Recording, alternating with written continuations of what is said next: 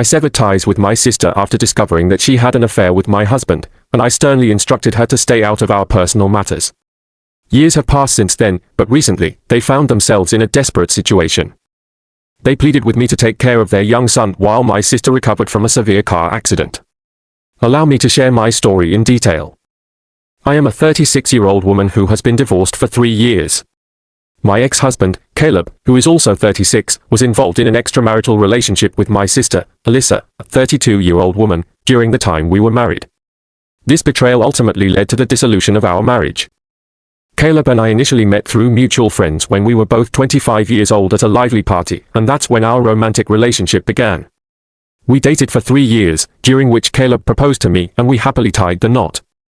We enjoyed a seemingly stable marriage for about 5 years until I uncovered the painful truth of his infidelity with my sister. Caleb and Alyssa first crossed paths when I invited Caleb over for dinner.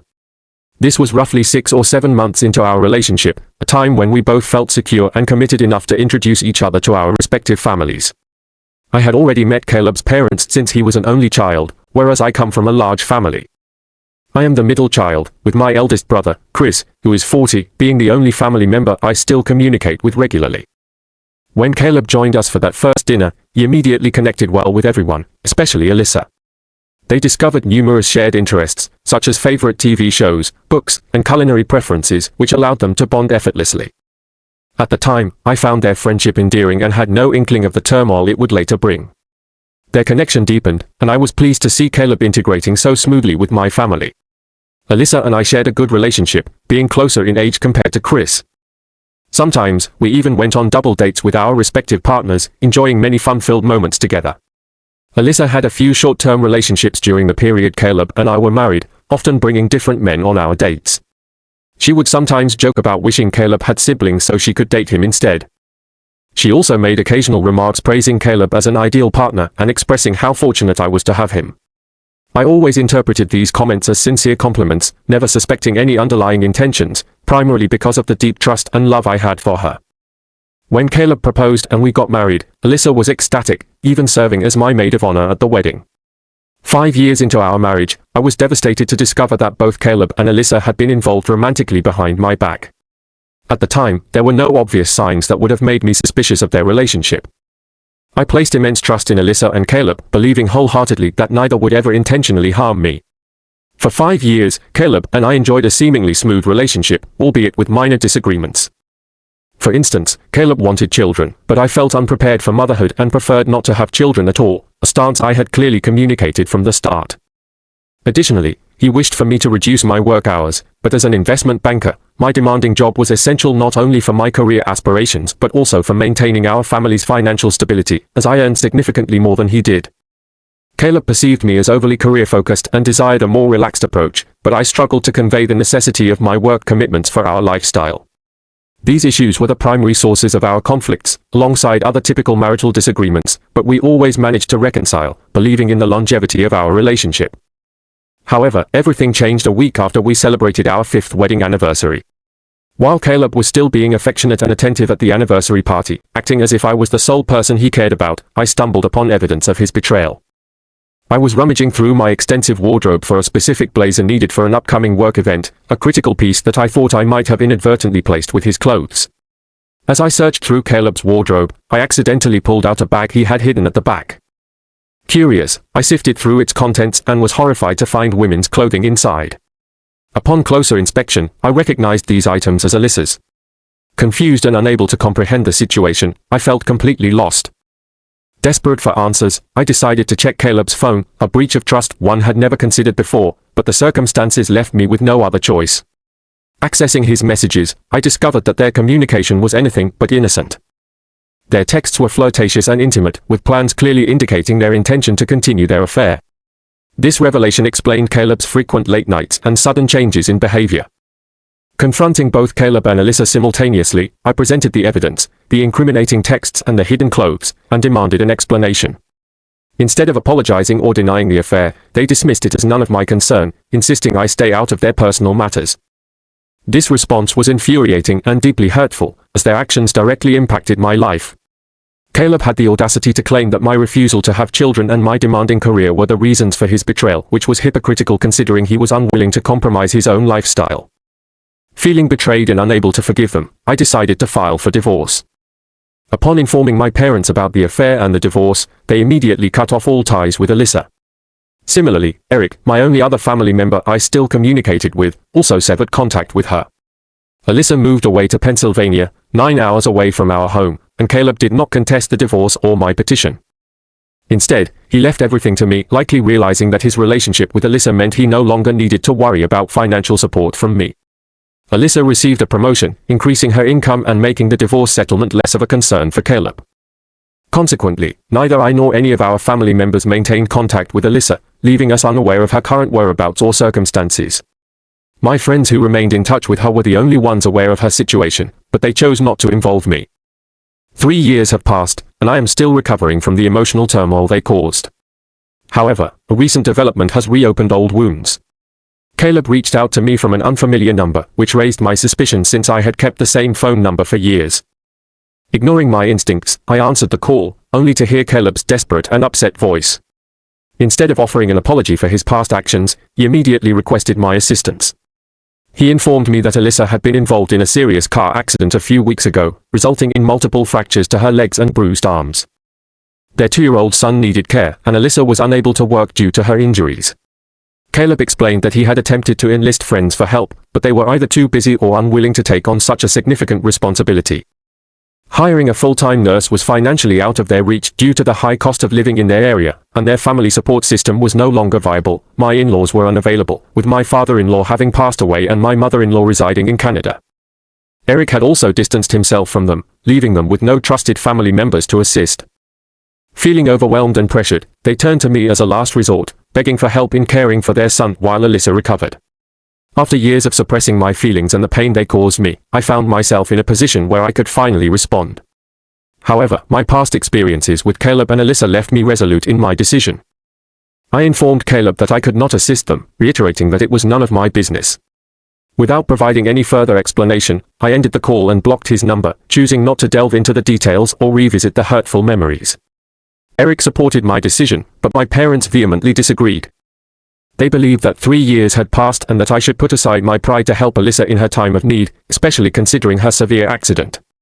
They viewed my refusal as stubbornness and selfishness, expecting me to at least consider their plea despite the betrayal I had endured.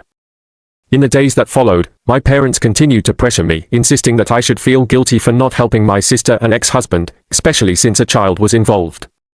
Their persistent urging made me question whether I had made the right choice, even though my initial reaction was to protect myself from further emotional harm. The involvement of a child complicated my emotions, as I genuinely felt sympathy for the boy caught in the middle of their dysfunction. Despite my internal conflict, I stood by my decision, believing that my parents were unreasonable in their expectations. As time passed, Caleb's attempts to reach out continued, but my blocking of his number remained effective. I learned from Eric that Caleb and Alyssa were persistently trying to contact him, with Alyssa even sending him messages. However, Caleb was choosing to ignore their attempts, leaving their messages unread. A conversation with Eric revealed that he, too, had decided to cut off communication with our parents, recognizing their unreasonable and selfish behavior, ironically echoing the very accusations they had leveled against me. Reflecting on past interactions, I recalled an incident where Eric's elder son had fractured his wrist during a playground accident. At the time, Caleb's business was struggling, and he had reached out to our parents for financial assistance to afford physiotherapy for his son. Our parents refused, citing their own financial concerns and the need to save for retirement. This refusal deeply affected Eric, who handled it gracefully without wanting to appear entitled, but it highlighted our parents' reluctance to support their grandchildren financially. This pattern of behavior made it unsurprising that they continued to decline assistance when Alyssa and Caleb needed help, reinforcing my belief in their lack of willingness to support their own family. Weeks after Caleb's initial plea, Alyssa relocated to Pennsylvania, distancing herself physically from our lives. 3 months after initiating the divorce, Caleb followed suit, not contesting the settlement or trying to prolong the process. His departure, coupled with Alyssa's move, effectively ended any remaining ties between us. Neither I nor our family members maintained contact with Alyssa, and her sudden absence left us in the dark about her current situation. A few days ago, Caleb reached out once more, seeking my assistance. However, my resolve remained unshaken. I informed him that I could not help, emphasizing that it was not my concern, and proceeded to block his number to prevent further contact. My decision was met with support from Eric, who believed I was making the right choice, but my parents continued to express their disappointment. They viewed my refusal as selfishness, expecting me to set aside past grievances to aid Alyssa during her recovery. Despite their ongoing insistence, I remained steadfast in my stance. I couldn't comprehend why they deemed my decision as unreasonable, especially given the betrayal I had endured. The fact that a child was involved did little to sway my determination, as I prioritized my own emotional well-being over the pleas of those who had wronged me. Days turned into weeks, and my parents grew increasingly frustrated, questioning whether I had truly moved on from the hurtful past. In response to their persistent urging, I provided an update on my decision. I thanked everyone for their supportive comments and reaffirmed that I was not changing my mind. My parents were entitled to their opinions, but I firmly believed that only I could determine how I felt about the situation. Their attempts to guilt-trip me into helping Alyssa and Caleb were unfounded, considering the deep pain they had caused me. I explained that if they felt so compelled to help, they should do so independently rather than placing the burden solely on me. My parents, unwilling to accept my stance, chose to cut ties with me as well, labeling me as selfish and stubborn for refusing to assist Alyssa despite her severe injuries. Eric had yet to discuss the matter with me, as he was preoccupied with a new work project. However, I was confident in my decision and felt a sense of relief that the situation was finally resolved. I remained hopeful that Alyssa, Caleb, and their son would find a way to manage their challenges, even though it was no longer my responsibility. My family had become estranged from Alyssa, and without any communication, their lives remained separate from mine.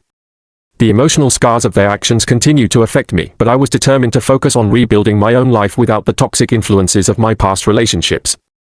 As more time passed, Caleb's attempts to reconnect persisted, but I remained unresponsive, having blocked his number. Eric informed me that Caleb and Alyssa continued their relentless efforts to reach out to him, yet he chose to ignore their messages. Alyssa herself began messaging Eric, but he decided to remain distant, mirroring the same lack of support our parents had shown. This led Eric to re-evaluate his relationship with our parents, deciding to sever ties due to their unreasonable and selfish behavior, an ironic twist given their previous accusations against me. Recalling past incidents, such as when Eric's elder son had an accident and our parents refused financial assistance, only deepened my understanding of their unwillingness to support their family. This pattern of behavior made it clear that they would not step up when Alyssa and Caleb needed help, reinforcing my belief that their refusal was consistent with their previous actions.